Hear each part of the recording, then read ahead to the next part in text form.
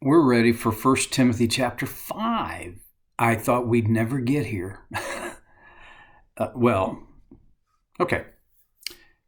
And we're going to talk today about what a lot of people I think would just say is purely a cultural norm.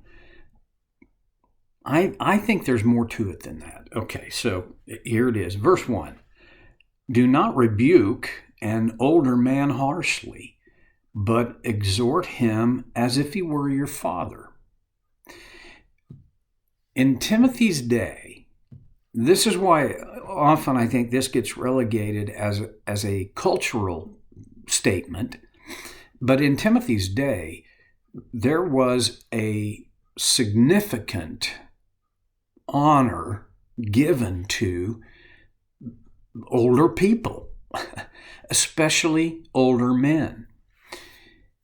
I think that's not the case in most, especially in the West, in America. We don't. I think there is even a little bit of a reverse ageism. Now I'm an old guy, and I realize there are a lot of young people that they don't care what my opinion is, and they begin with a foundational belief that old people are the ones who messed up the world. I don't have to listen to them. We can do better. Now, before I get all wrapped around the axle with that, I got to remember when I was in my 20s. Oh gosh, I was basically intolerable. I often say this, and it's only half joking. If I got in a time capsule and went back and encountered myself in my 20s, I would probably just start kicking my rear end and kick and kick and kick. That's the nature of youth to a degree. And in our world, in our culture, where age is given no real preference, it's just tough. I mean, that's a dynamic in our world that shapes more than we probably even realize. We live in a world more probably than ever before where old people are in the way. If you need a gut check, a reality check, for the fact that everybody is going to get old, and when you get old, you begin to be unable to take care of yourself, just visit a nursing home, even an expensive, exclusive nursing home. It's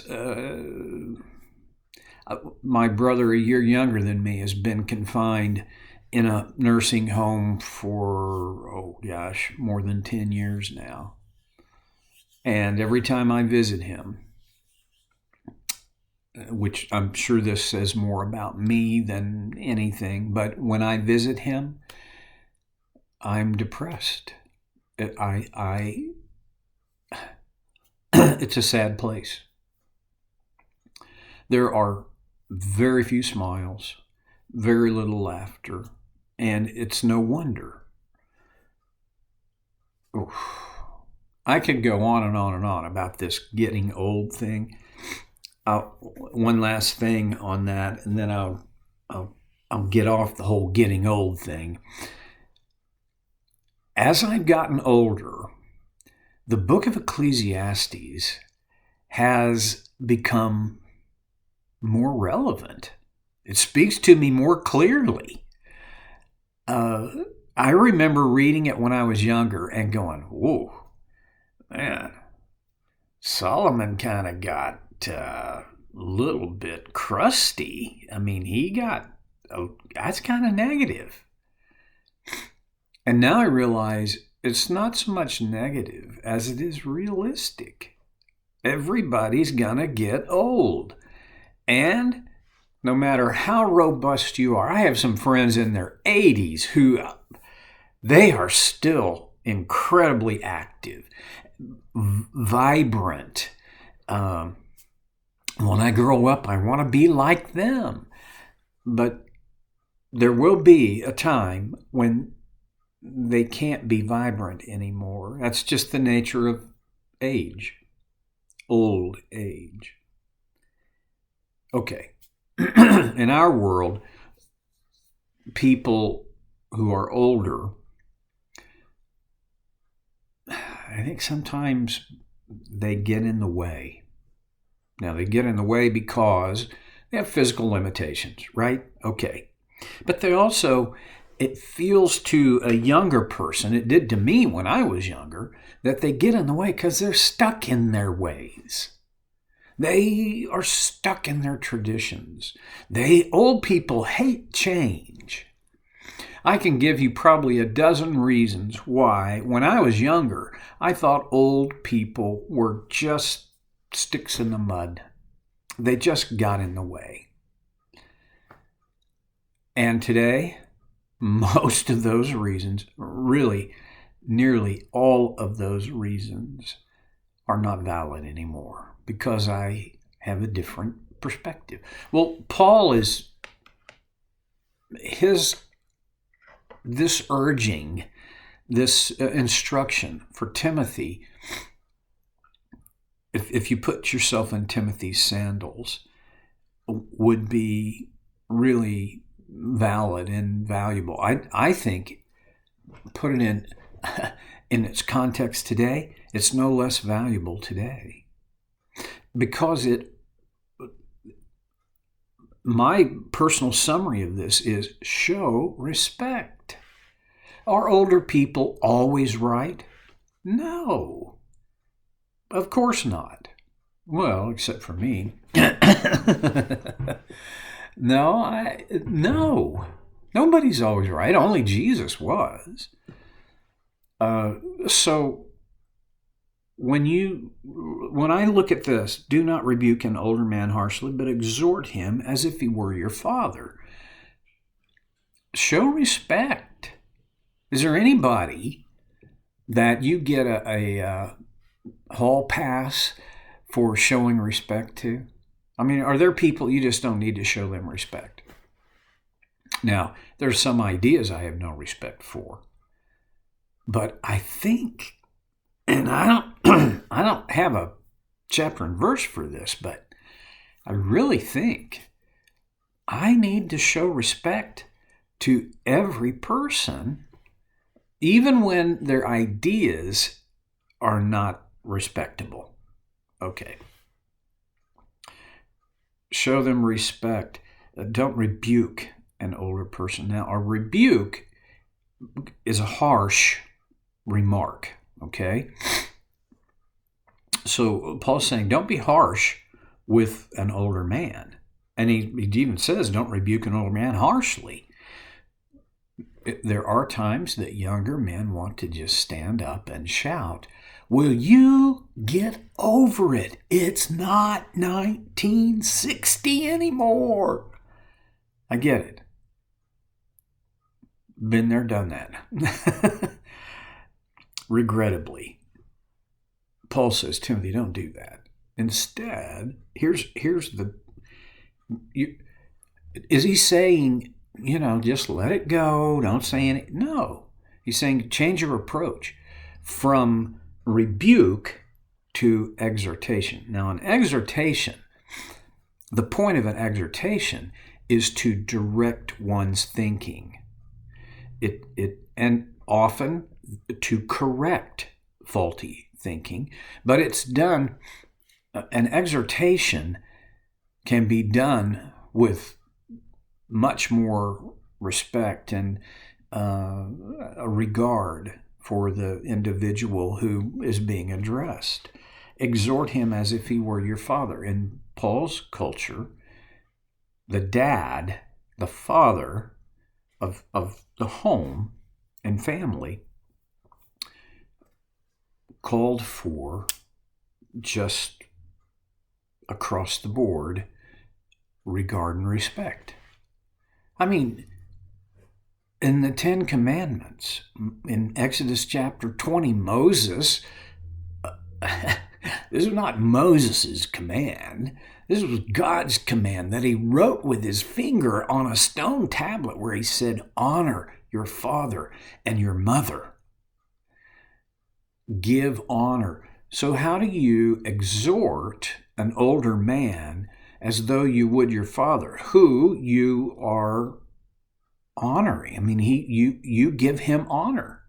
You treat him with honor and regard and respect. Dignity. I think one of the reasons Paul didn't say, and here's what that looks like, is because there's not a formula for this. There's not one way to do this, but in a way there is one way. It all comes back to, do I value this older man? If I regard him, he may or may not be my father in the faith, but I regard him with the same kind of respect as I would give my dad. There were times in my life when I thought my dad was, oh gosh, come on, Dad, right? I'm sure that even Mark Twain said, when I was 16, I thought my dad was the dumbest man on the face of the earth. But when I was 45, I realized he was among the smartest men I'd ever known. And that was my story. As I grew older, my dad grew older. He changed some of his views for the better.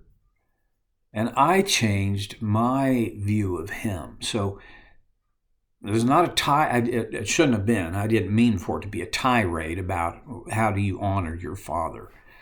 No. This is about showing respect. Is there anybody in your world that you kind of don't show respect for? If not, way to go. You're way ahead of me. There are people that my first urge, my first sense is, that's so stupid. And right behind that, right next to that, or excuse me, probably founded from, that is founded on a concept that is, you're so stupid. I have people in my life that I struggle to treat with respect. And I have the Holy Spirit who keeps poking me and going, don't. That doesn't work. Show respect. Of all the people in the world who don't deserve respect and regard, there is me. Especially from a perfect God. But he does. He has regard for me. He respects me. See, this is one of the points of theology that I feel pretty strongly about, is that God has given me free will, and he respects my free will. He permits me to choose to say yes or no to his design, to his plan, to his will, his way. I mean, that's a pretty big dose of respect, really. Respecting old people. And now, last thing, if you're an old people, don't demand respect. Deserve respect. Okay? And part of that is, I get respect when I grant respect. It's just this reciprocal thing. All right. Didn't go very far and didn't make much sense, but I'm going to try it again next time on So Care with Stevie Boy.